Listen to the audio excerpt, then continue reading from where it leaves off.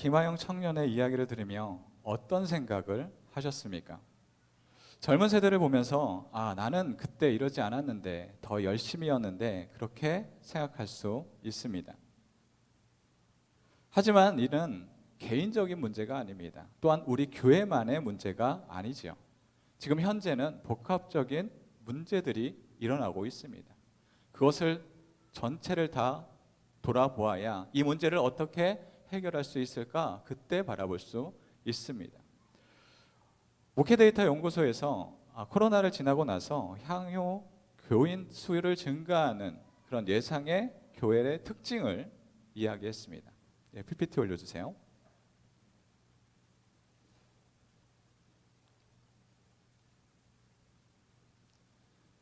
그죠? 10가지 특징인데, 첫 번째는 500명 이상 중대형 교회, 두 번째는 설교 피드백을 가족 이외 외부로부터 받는 교회, 교육 중심 목회하는 교회, 코로나 이전 대비 소그룹 유지율 높은 교회, 목회 코칭을 받고 있거나 받은 경험이 있는 교회, 현재 주일 예배 온 오프라인 병행하는 교회, 담임 목사님과 당회와의 관계 만족도가 높은 교회, 향후 온라인 사역 강화 계획이 있는 교회, 장기적인 목회 비전이 있는 교회, 또한 도시 지역 교회.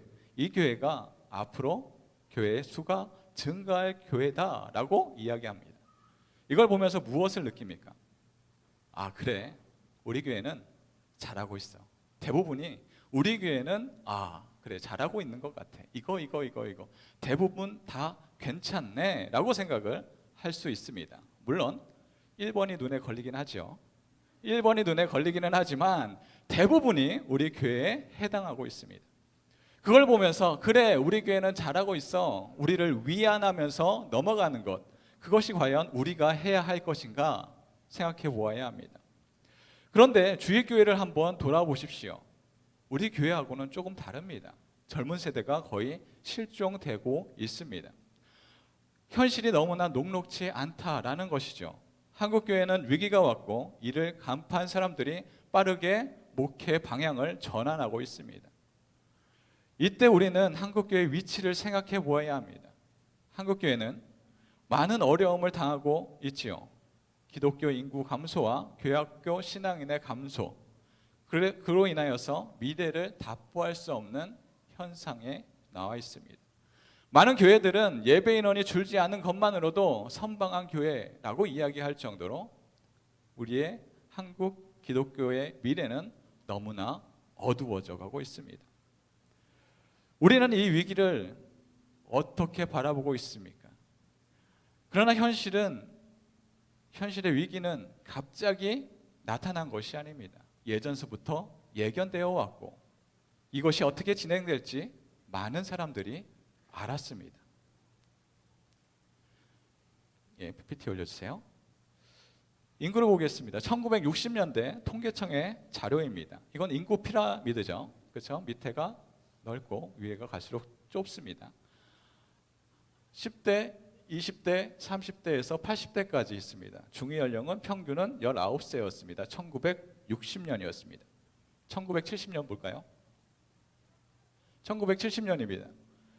피라미드가 약간 찌그러지긴 했지만 그래도 피라미드를 형성하고 있습니다. 1980년입니다. 1980년 조금씩 그 모습들이 점차 변하여져 가고 있습니다. 1990년입니다. 이제 형태가 점점 바뀌었고 중위 연령도 27세로 높아졌습니다. 2000년입니다. 이제 피라미드라고 볼 수 없고 이제 점차 완전히 찌그러져 버렸습니다. 2010년입니다. 넘어가라. 2010년이죠. 이제는 완전히 피라미드는 보이지 않습니다. 이젠 완전히 다 없어졌죠. 2024년은 어떨까요? 2024년은 이제 역피라미드 모습을 하고 있습니다. 우린 이걸 보면 그런 생각을 하게 됩니다. 1960년대는 이러한 모습이었으나 시대의 변화에 따라서 2024년은 이러한 모습으로 변화되었습니다. 요즘 뉴스를 보면 많이 나오는 단어 중에 하나가 출산율입니다. 출산율은 곧 인구에 대한 이야기지요. 표와 같이 인구가 점차 줄어들기 때문에 그거에 대해서 대비해야 합니다라는 이야기입니다. 바로 이와 같은 문제이기 때문에 그렇습니다. 그러나 나라에서 위기의식을 알고 있고 여러 가지 정책을 발표하고 재정을 투입하고 있습니다. 그러나 많은 재정을 투입하고 정책을 발표하지만 현재까지 눈에 띄는 효과는 보지 못하고 있습니다. 대격이 무효하니 신혼부부에게 집이라도 한 채씩 지어줘야 되는 것이 아닌가? 그렇지 않으면 나중에는 인구 소멸로 가는 것 아닌가? 그렇게 걱정하고 있습니다. 무서운 단어죠. 인구 소멸. 우선 사회 문제는 외부에 남겨놓고 우리는 교회 문제로 시선을 돌려봅시다. 교회는 인구가 줄어들고 있는 바탕을 베이스로 깔고 생각해 보아야 합니다. 위기를 진단해야 합니다. 이 문제를 놓고 위기가 올 것이라고 미리 이미 알았던 기사들이 있습니다. 예? 자, 어떤 기사인가요? 감리회 개혁에서는 다음 세대 이대로 가면 한국교회 희망 없다. 일요시사 예배당에 젊은 사람이 없다. 늙어가는 교회 텅 빈 청년부. 왜? 고신뉴스 교회 운영만 집중하면 교회의 미래는 없다. 교회갱신뉴스 한국사회 교회 위기와 극복 방안 모색. 뉴스엔조이 쓰나미 앞에 선 한국교회 한국기독공보 교회학교 미래 한국교회의 어두운 그림자. 이걸 제목만 봐도 지금 우리의 현실을 그냥 적나라하게 나타나고 있다라고 우리는 생각할 수 있습니다. 그러나 우리가 여기에서 더 주목해야 할 것은 이게 언제적 기사인가라는 것입니다. 2016년 12월 8일이네요. 그 다음은 2015년 1월, 그 다음은 2013년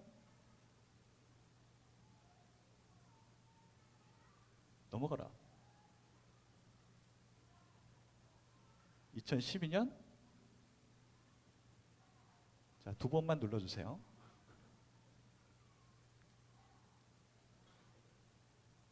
2011년 그리고 2010년입니다.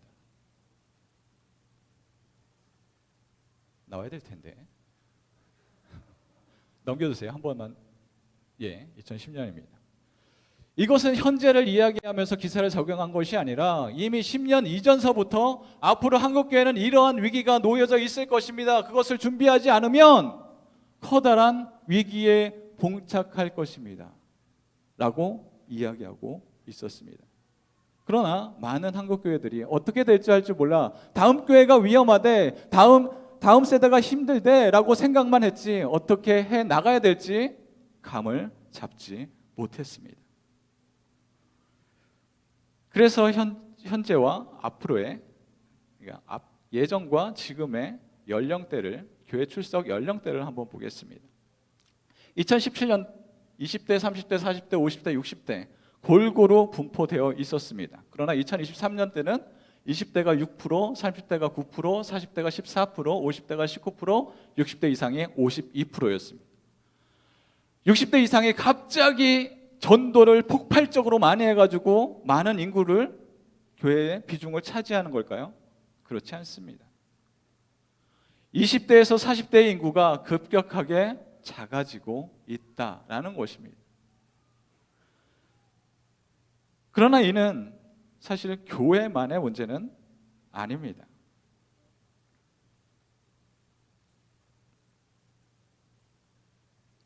예, 넘겨주세요. 예.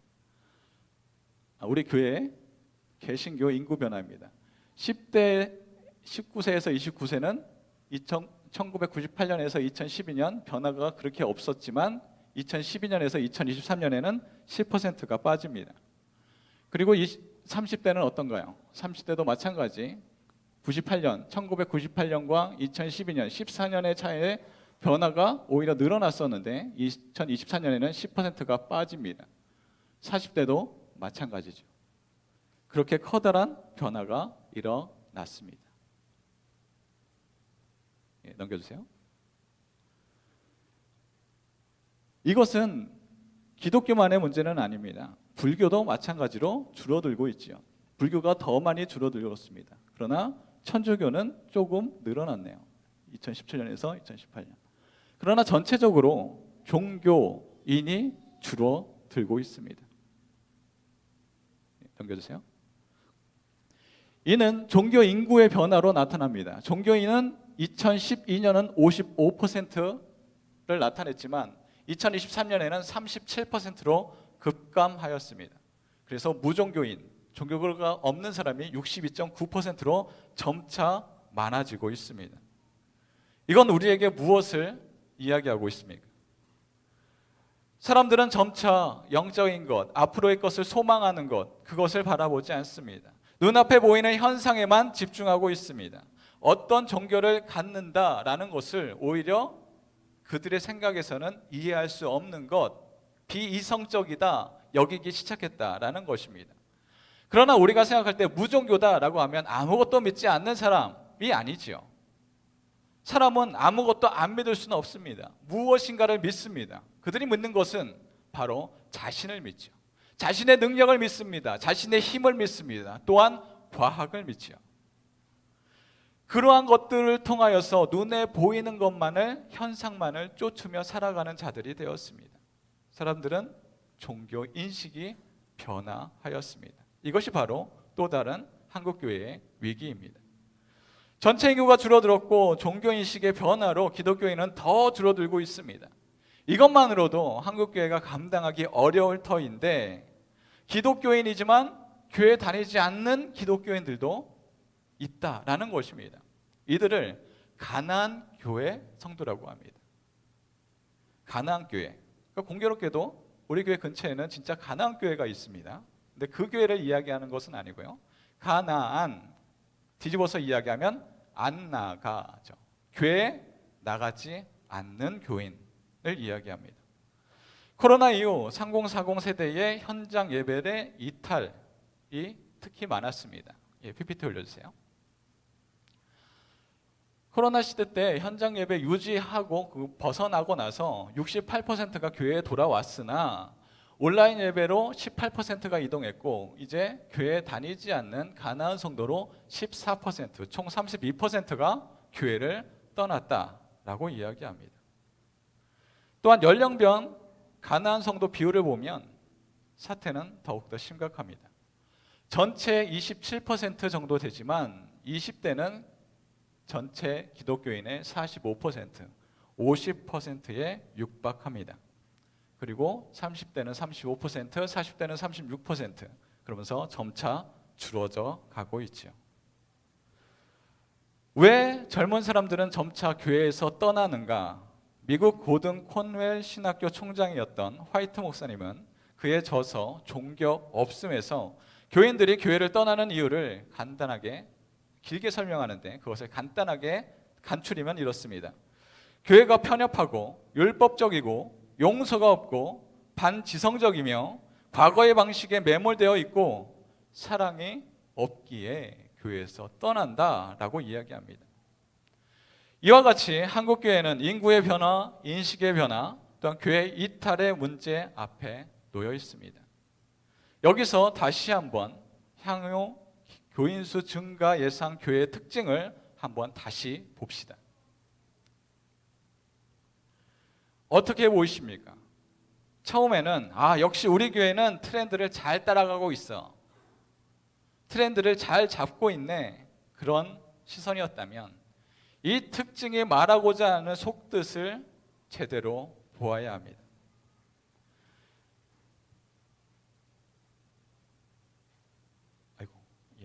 1번, 7번 500명 이상의 중대형 교회 담임 목사님과 당회의 긴밀한 관계는 변화하는 사역을 그 지교회가 감당할 힘이 있는가, 변화되는 사역을 기민하게 대처할 수 있는가를 말하고 있습니다. 2번, 5번 설교 피드백과 목회 코칭은 열려있는 자세로 교회를 운영하고 있는가. 3번, 4번은 성도들의 신앙 성장이 교회에서 일어나고 있는가. 이와 같은 것을 우리에게 되묻고 있습니다. 주위 사람들한테 한번 물어봅시다. 변화하는 사역을 감당할 힘이 있습니까? 물어보세요. 주위 한번 물어봅시다. 변화하는 사역에 감당할 힘이 있습니까? 열려있는 마음을 갖고 있나요? 신앙 성장을 이루고 있습니까? 우리가 앞으로 해 나가야 되는 것은 이러한 문제를 극복해 나가야 합니다. 그냥 교회를 왔다 갔다 한다고 하여서 그 문제가 자연적으로 해결되지 않습니다. 현재 한국교회는 이와 같은 장벽과 같은 거대한 도전 앞에 있습니다. 변하지 않고 우리 교회는 괜찮으니 여기가 좋사오니 우리는 여기에서 그대로 앞으로 나아가겠습니다 라고 하다가는 서서히 끓어가는 냄비 안에 개구리가 아무것도 하지 않고 가만히 있듯이 서서히 죽어가면서도 아무것도 하지 않는 어리석은 개구리와 같습니다. 이때 있는 힘껏 뛰어나가지 않으면 죽을 수밖에 없습니다. 이와 같은 거대한 변화에 기민하게 대처했던 교회가 있습니다. 그 교회는 바로 안디옥 교회입니다. 2절 3절 말씀입니다. 주를 섬겨 금식할 때에 성령이 이르시되 내가 불러 시키는 일을 위하여 바나바와 사울을 따로 세우라 하시니 이에 금식하며 기도하고 두 사람에게 안수하여 보내니라. 안디옥 교회는 신앙의 기민함이 있었습니다. 안디옥 교회 파송하지 않더라도 성장하는 교회였습니다. 우리 교회 성장하고 사람들이 많이 있으니 이 정도면 됐지 하고 가만히 있어 도 상관이 없습니다. 그러나 그러지 않았다라는 것입니다. 주님께 의지하니 성령님이 바나바와 사울을 따로 세워라 라고 이야기합니다. 안디옥 교회에서 가장 중요한 두 인물, 하나님의 말씀을 가르치고 전파하는 그 두 사역자를 순종함으로 세웁니다. 그리고 파송합니다. 앞으로 세운 것은 이 두 사람이 여태까지 우리 교회를 잘 이끌어 주셨기에 다 같이 박수 쳐줍시다 라는 것이 아닙니다. 사람의 영광을 높이기 위함이 아니다라는 것입니다. 하나님의 사역을 감당하기 위하여 그들을 따로 세웠다라는 것입니다. 물론 두 사람을 보내면 안디옥 교회는 커다란 어려움이 있을 것은 분명합니다. 중심적인 사역자 두 명이 떠나간다면 안디옥 교회는 힘들겠죠. 괴로울 것입니다. 그럼에도 불구하고 그를 파송합니다. 하나님의 사역을 함께 감당하기 위하여서입니다. 우리는 현재 2040 세대인 온 세대를 세웠습니다. 이는 온 세대가 특별해서가 아닌 그들에게 하나님의 사역을 감당하기 위하여서입니다. 사실 복음을 전하는 것에 나이, 성별 구별할 것이 없습니다. 크리스찬이면 당연히 복음을 전해야지 당연한 것입니다. 그러나 오늘 온 세대 헌신 예배를 통하여서 세운 것은 현재 한국교회가 직면하고 있던 여러 가지의 문제들이 우리 눈앞에 있기 때문입니다. 그리하여 인구의 변화, 인식의 변화, 교회의 이탈의 문제 앞에 봉착되어 있는 동시대를 살고 있는 이 온 세대에게 그 사역을 맡기고 우리는 함께 기도하며 동역하며 후원하는 것입니다. 그리하여 온 세대는 신앙이 꺼져버린 세대가 아니라 신앙이 다시 켜진 세대, 냉랭함으로 이기적인 시간으로 가는 것이 아니라 주님이 함께 하시는 성령의 온기가 가득한 세대를 갖는 것입니다. 그리하여 다가오는 시대를 함께 준비하며 복음의 빛을 밝히는 세대이며 모든 세대를 복음으로 연결하는 시대적 복음 사역을 감당하는 세대입니다. 이제 우리 교회는 온 세대가 있으니 그 세대는 그들이 할 거야 하고 손을 내려놓아서는 안 됩니다. 안디옥 교회가 하였던 것과 같이 함께 동역하고 파송하며 후원해야 합니다. 그리하여 복음이 끊어지고 있는 한국교회에 복음의 빛을 후세에 남기는 이정표와 같은 교회가 되기를 원합니다. 하나님이 우리 교회를 어디까지 사용하시고 어떻게 역사하실지 우리는 알지 못합니다. 그러나 이러한 문제의식을 우리는 갖기 시작했습니다. 이겨나가기를 원합니다. 그렇다면 우리가 해야 할 것은 감당하는 것입니다. 함께 나아가는 것입니다. 우리 교회가 하나님의 역사하심을 의지하고 신뢰함으로 한 걸음씩 걸어나가는 온 세대와 작전중앙교회가 되기를 주님의 이름으로 축원합니다. 다 같이 기도하겠습니다. 사랑의 하나님, 우리를 선택하시고 하나님의 구원의 사역에 동참케 하시니 감사합니다. 우리를 세우시고 능력 주시는 하나님, 우리 앞에 놓여진 많은 문제들이 있습니다. 이 문제들이 너무 높아 때로는 이길 수 없는 장벽처럼 보이고 굳게 닫힌 문으로 보여 갈 바를 알지 못하고 두려워 떠는 자 되지 않게 하여 주시옵소서. 주님이 주시는 그 능력, 그 안에서 모든 것을 할 수 있다라는 고백의 믿음을 갖게 하여 주시옵소서. 그리하여 어떠한 시험이 있을지라도 시험 앞에 굴복치 않고 주님의 능력 안에 기쁨으로 화하는 온 세대와 작전중앙교회가 되게 하여 주시옵소서. 우리에게 새로운 마음을 주셨사오니 담대히 주님께 향하는 저희들이 되게 하여 주시옵소서. 감사드리며 예수 그리스도 이름으로 기도드립니다. 아멘.